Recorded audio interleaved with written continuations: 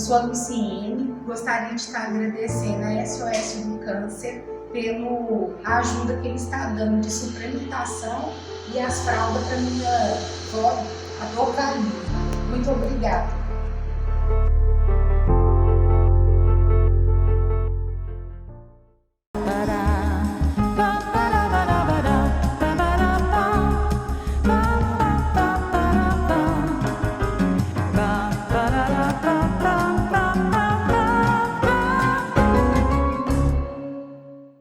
Olá, seja muito bem-vindo. Este é o SOS Convida, o seu programa semanal que leva até você e a sua família as dicas e orientações a respeito da saúde e também do bem-estar.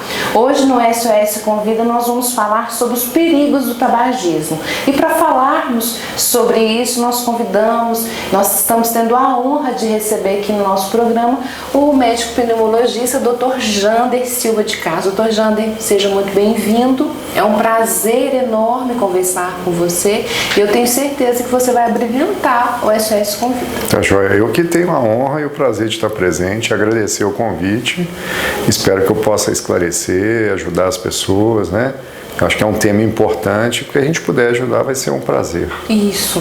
Informação é o primordial. Sempre. Quanto mais informação, melhor, Sempre. né? Então, vamos fazer a primeira pergunta. Dr. Jander, como é a ação química do cigarro no organismo? Olha só, é até difícil de responder isso, porque o cigarro, ele dá vários problemas e várias reações. Então, o cigarro ele age em várias partes do corpo da gente, né? A gente pensa assim, ele vai entrar no pulmão, as substâncias que estão presentes na fumaça vão ser absorvidas, caem na corrente sanguínea e vão circular o organismo inteiro. Então, por exemplo, a nicotina, que é uma substância que causa dependência química, ela vai para o cérebro. E lá no cérebro ela vai ligar numa tomadinha que tem, que chama receptor. Quando ela liga nesse receptor, ela libera uma substância que chama endorfina, que são as substâncias do prazer. É por isso que o paciente tem uma dependência química do cigarro, porque a nicotina ligou nesse receptor, liberou endorfina, ele sentiu o prazer e ele vai querer cada vez mais. Outras substâncias vão agir nas artérias, nas veias, e aí vão causar pressão alta, um enfraquecimento nas veias, vão favorecer a pessoa ter um infarto, ter um derrame. Outras substâncias vão causar uma irritação no pulmão, e essa irritação pode causar uma bronquite, pode causar uma tosse, asma. Pode causar, por exemplo, uma obstrução nas veias? Sim, pode causar obstrução na veia. Outra coisa que me deixa muito com dúvida, gordura. Não, na verdade é o seguinte... Essa obstrução não é isso, não. Não, na verdade é o seguinte, a gente tem as gorduras que estão no sangue, né? Que são principalmente colesterol e triglicéridos. Todo mundo tem. Sim. Algumas pessoas têm a mais, outras pessoas têm a menos. O que o cigarro faz é causar um enfraquecimento nas paredes das veias e das artérias. Então esse enfraquecimento mais a gordura, os dois juntos, favorecem aumentar a obstrução. É o que vai dar a trombose, é o que vai dar o infarto. E essa fraqueza que é causada nas veias pode levar, por exemplo, a um AVC hemorrágico, que é arrebentar a veiazinha. Mas, por exemplo, ele vai aumentar a gordura do sangue? Não. Aí está relacionado com alimentação. Então, um paciente que tem diabetes causa enfraquecimento das veias. Tem problema de dislipidemia, né, que é o colesterol, triglicéridos alto, e fuma, ela tem muito mais chance de ter problema de circulação, problema cardíaco, ter chance de ter um infarto, um derrame, ter chance de ter um infarto. Então essa tríade, né, obesidade, diabetes e tabagismo é um veneno para a pessoa. Dr. Jander, sabe-se que o cigarro causa inúmeras doenças, como nós acabamos de citar aqui agora. Quais são as principais e quais são as que o senhor considera mais graves? Então, assim, as mais frequentes que a gente, no meu caso como pneumologista, asma, bronquite, enfisema pulmonar, tosse crônica, câncer de pulmão, na parte pneumológica. E aí, por onde passa cigarro, por exemplo, então câncer de boca, câncer de garganta, é muito frequente. Essas doenças vasculares que a gente acabou de falar, né? Trombose, infarto, derrame, aumento da pressão arterial é uma coisa muito frequente e está relacionado com o cigarro. E hoje a gente sabe que existe mais de 20 cânceres que estão associados com o cigarro. Não só de boca, pulmão e tal, mas do intestino, da bexiga, do ovário, da mama. Como é que é isso? Eles pegam um grupo de pessoas que tem um câncer e vai estudar quem é que fuma, quem não fuma. E aí eles constatam, olha, o pessoal que fuma tem muito mais chance de desenvolver esse tipo de câncer do que quem não fuma. Então você relaciona o cigarro com aquele tipo de câncer e hoje é provado que é muito maior a incidência em câncer em cerca de 23 tipos diferentes de câncer. Então, são as doenças que a gente vê mais comuns. E geralmente são doenças crônicas, que a pessoa tem que fazer tratamento por muito tempo. Isso demanda consulta, remédio, exame, fora o câncer, né, que às vezes vai ter que fazer químio, rádio, cirurgia ou levar o paciente ao óbito. Né? Ou perder alguma coisa. A gente vê muito aqui na SOS do câncer, por exemplo, paciente que não tem essa parte, Sim. teve que, né, fazer uma cirurgia e daí que ficou... aí não consegue alimentar, fica deformado, é muito triste, é muito desagradável. Antigamente, as empresas de tabaco, elas tinham um marketing bem pesado, que incentivava as pessoas a fumarem, era até chique as mulheres, né? Antigamente, com aquela... uma cigarrete, né? Cigarrete. E hoje as propagandas estão extintas. E por que as pessoas ainda começam e continuam a fumar? Não é extinta, eu acho que deu um tempinho, né? Deu uma diminuída. Então vamos falar assim, olha, é interessante, um dia desse eu estava até vendo, eu tenho um grande amigo que ele é professor de medicina História da medicina. Então nós temos um grupo de pneumologistas, são mais ou menos 20 pneumologistas aqui em Minas, a gente está sempre trocando ideias. Ele postou um dia uma receita médica de cigarro para parar de tossir. É estranho, mas o que acontece? Por que a gente tosse?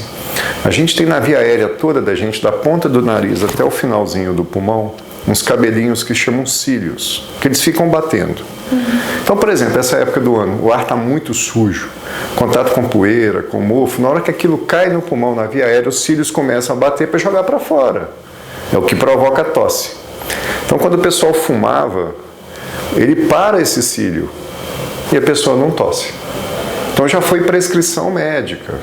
Só para você ter ideia, que absurdo. Já foi prescrição médica. Lógico que era um ou outro, né, de muitos anos atrás, não é uma coisa frequente. Sim. Então, e a indústria do cigarro já sabe dos malefícios do cigarro desde sempre. Mas qual que é a preocupação deles? Ganhar dinheiro. E depois que esses trabalhos foram mostrando a presença dos malefícios, foi quando vários países do mundo começaram a combater o cigarro. E o Brasil foi um dos países que deu mais certo esse combate do cigarro. Então, na época lá do Fernando Henrique, em que o José Serra era o nosso secretário de saúde, ministro, né? Foi quando começou esse combate. A taxa de incidência entre tabagistas em maiores de 18 anos chegou a 46%. E nós chegamos há 5 anos atrás a 16%. Então, foi o lugar no mundo que deu mais certo. Então parou-se de fazer propaganda em jornal, na televisão, no rádio, colocou-se no cigarro aquelas fotos horrorosas de doenças. Isso tudo estimulou o pessoal a parar de fumar. Mas é uma coisa que vai existir sempre, né? Porque um começa a fumar, principalmente o adolescente, que tem que tomar muito cuidado, porque aí o adolescente experimenta, acha legal, começa a oferecer para os outros, e quem não embarca naquilo acaba sofrendo um bullying, não está se entrando na turma. E acaba entrando e muitas vezes esse vai viciar e os outros não. Então é sempre assim, é assim com a bebida, é assim com o cigarro. Uma coisa que ajudou muito, hoje um maço de cigarro está custando R$10, ou seja, não é uma coisa barata. Se você for ver uma pessoa que fuma um maço por dia, R$300 no mês. É 1/3 do salário mínimo. Mas mesmo assim as pessoas começam. E uma coisa que está nos preocupando muito é o tal do cigarro eletrônico. Eu ia falar sobre isso agora. Por quê? Tá na moda, né? Isso, na verdade, é uma grande armadilha para os jovens. O cigarro eletrônico, eles têm lá a presença da nicotina, que é a substância que causa dependência. Então o cigarro eletrônico, ele tem a nicotina da mesma forma do cigarro normal, convencional? Sim, tem uma quantidade X de nicotina, né? Então tem um valor de nicotina X que vai causar dependência química. E o que está acontecendo? Os jovens estão achando que aquilo ali é só um cheirinho, que ali não tem nada. Dizem que tem alguns que não tem nada, que é só um vapor d'água.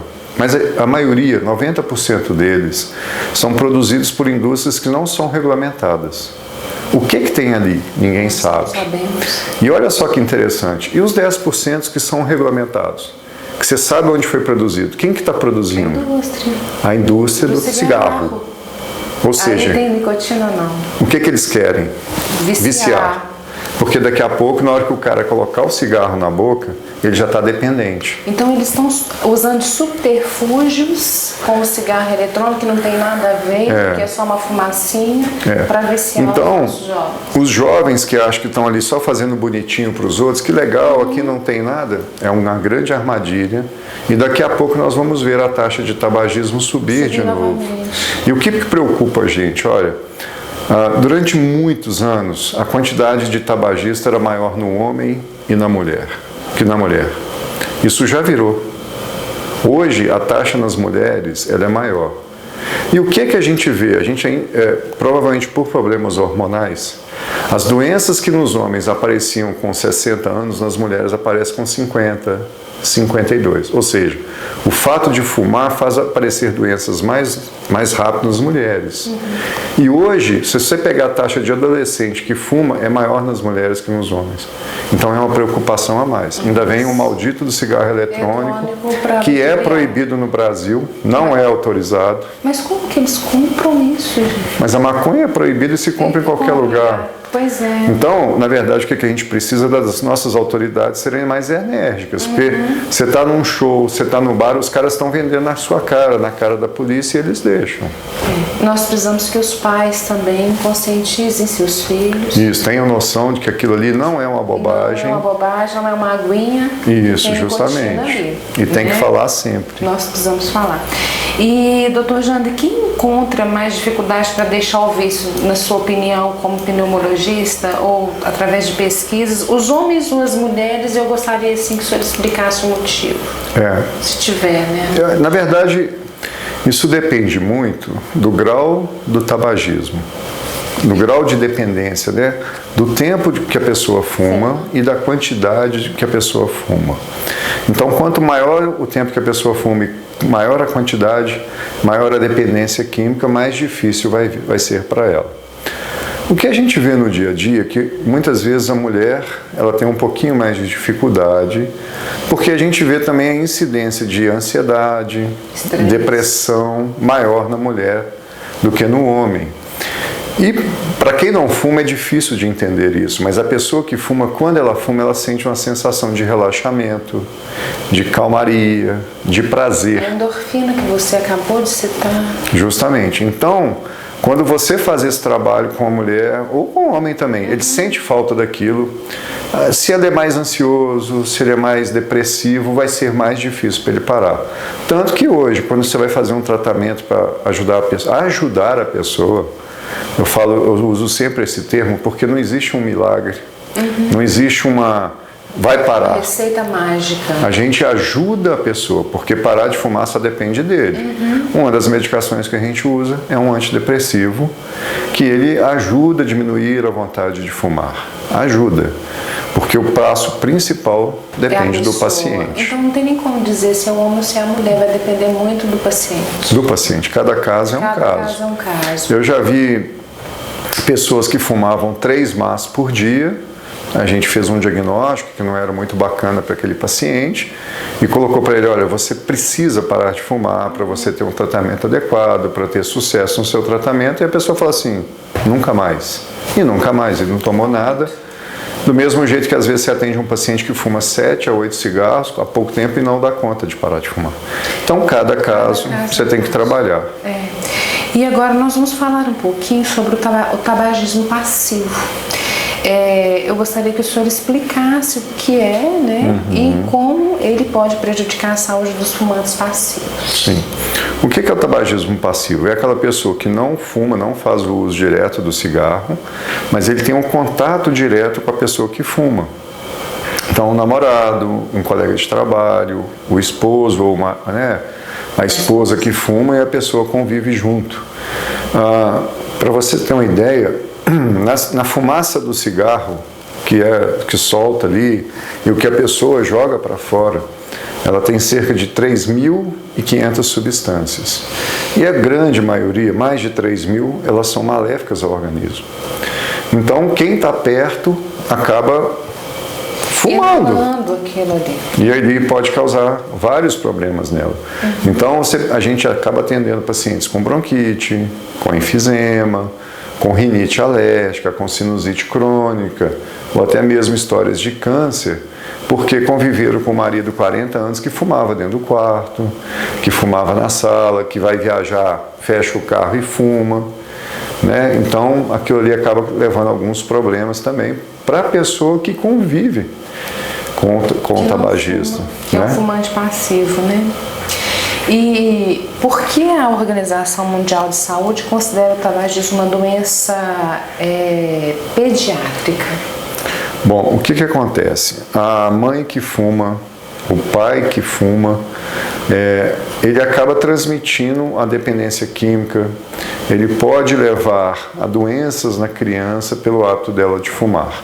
Então a gente sabe, por exemplo, o pai e a mãe que têm o hábito tabagista, principalmente a mãe que durante a gravidez não parou de fumar, essa criança pode nascer inclusive com abstinência do cigarro. Uma criança irritadiça, uma criança que não dorme, uma criança nervosa, muitas vezes isso pode ser causado pela falta da nicotina. E essa criança, numa fase adulta, ela também tem uma tendência muito maior a ser uma dependente química do cigarro do que outras pessoas. Então, por exemplo, alguns estudos mostram que a pessoa ter efetivamente uma dependência química do cigarro, ela tem que estar fumando mais ou menos mais de 3 meses. E aquelas crianças que têm uma história de tabagismo na família, às vezes com 1 mês ela já está com dependência química. Então, além de ter esse fato da criança ter uma tendência maior a ter essa dependência química, ainda tem as doenças que ela está propensa a ter. Asma, bronquite, rinite alérgica, né? Então, por isso que a gente fala que também é uma doença pediátrica. Então é quase que a mesma coisa do uso de drogas, por exemplo. Sim. A mãe que usa drogas, por exemplo, a criança nasce com abstinência. Sim. Então o cigarro traz o mesmo efeito. Porque o que acontece? Assim, né? A mesma condição. Porque a droga, a bebida, o cigarro, quando a mãe fuma, como eu expliquei, aquilo é absorvido, cai na corrente sanguínea.